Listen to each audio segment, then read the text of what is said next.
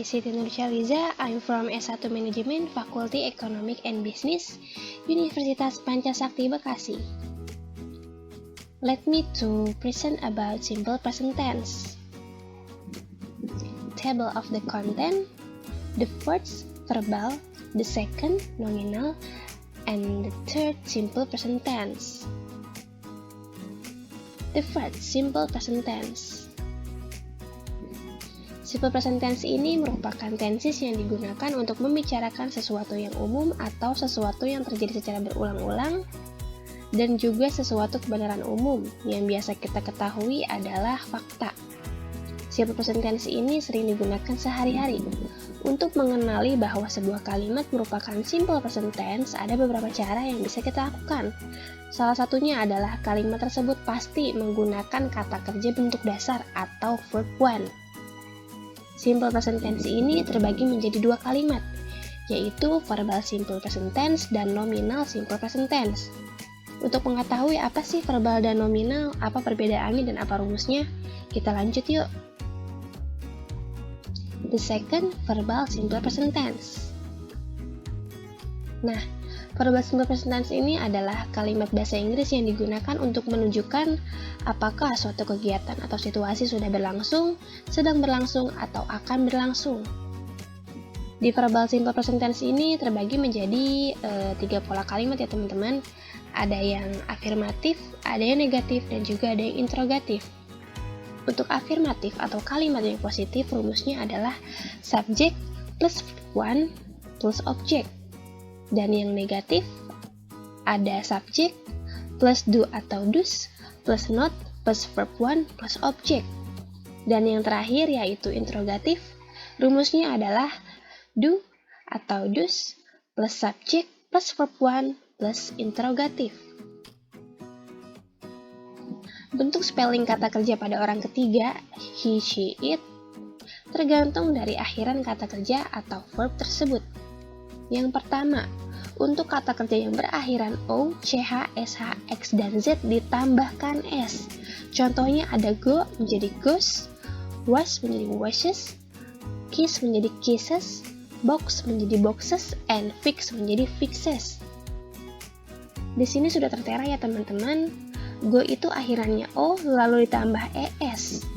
Was berakhiran SH menjadi washes karena ditambahkan ES. Begitu juga dengan kiss, box, dan fix. Masing-masing ditambahkan ES di belakangnya.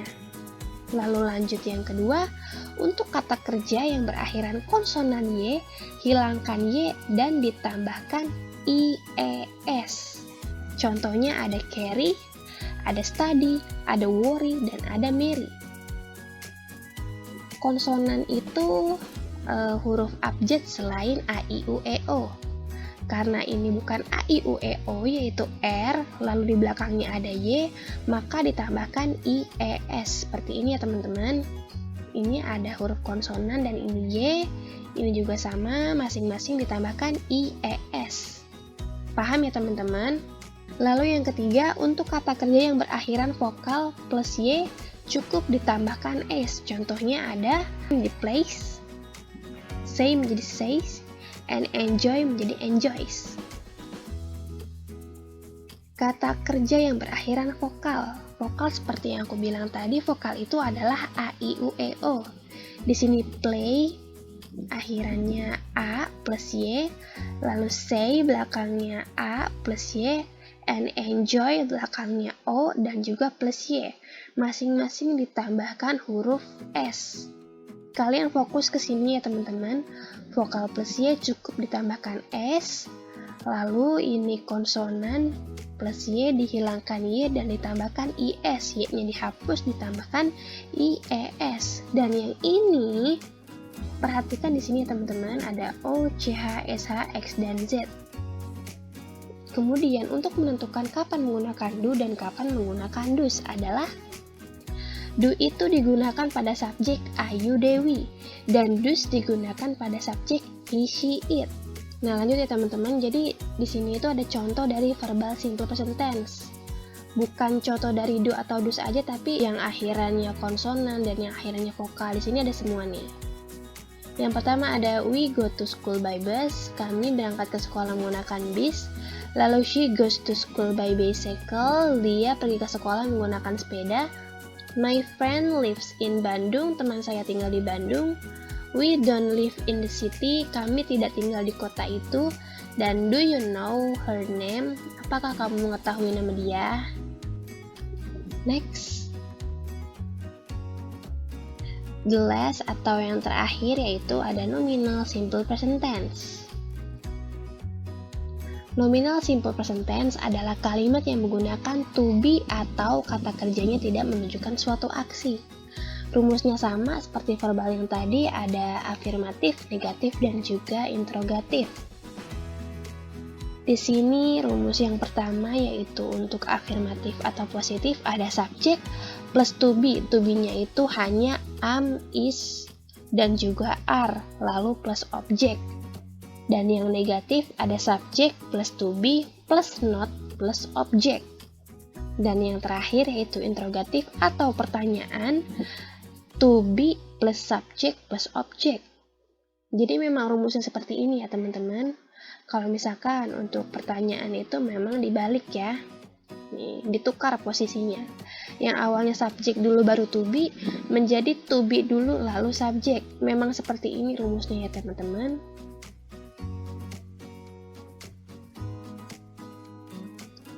Untuk membentuk kalimat tense ini biasanya digunakan to be. Lihatlah tabel di bawah ini. Nah, jadi to be itu seperti jodoh ya teman-teman. Seperti I jodohnya itu am, you Dewi jodohnya itu are, dan he she it itu jodohnya is. Jadi tidak bisa diganggu gugat. Memang ini jodohnya, memang ini pasangannya. Jadi I am, you are, they are, we are, he is, she is, and it is. Lalu di sini ada contohnya, yaitu nominal simple present tense. Contohnya ada 5. Yang pertama ada my mother is a teacher. Ibu saya seorang guru. Kenapa sih kok my mother to be-nya itu is? Karena my mother itu perempuan ya, dia perempuan. Dia adalah seorang perempuan berarti she. Makanya pakainya is. Gitu. Lalu yang kedua ada they are not from the same class.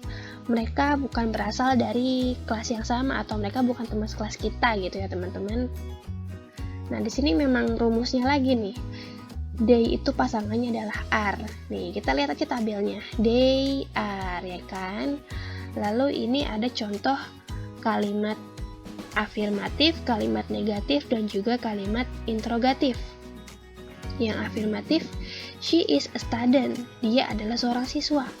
Lalu yang kedua ada she is not a student. Dia bukan seorang siswa. Nah, seperti rumusnya tadi ya teman-teman, ada subjek plus to be ditambahkan not, ini untuk yang negatif. Lalu selanjutnya yang bawah, is she a student, apakah dia seorang siswa? Nah, ini dibalik nih. Ini kan ada subjek, ini to be, ini subjek, ini to be, lalu ditukar posisinya. To be dulu baru subjek, seperti itu ya teman-teman. Oke, kurang lebih segitu aja penjelasan dari saya. Kurang lebihnya mohon maaf, dan jika ada pertanyaan bisa tulis di kolom komentar ya. Saya pamit undur diri, bye-bye. Jangan lupa untuk subscribe channel ini dan juga like videonya ya. Terima kasih.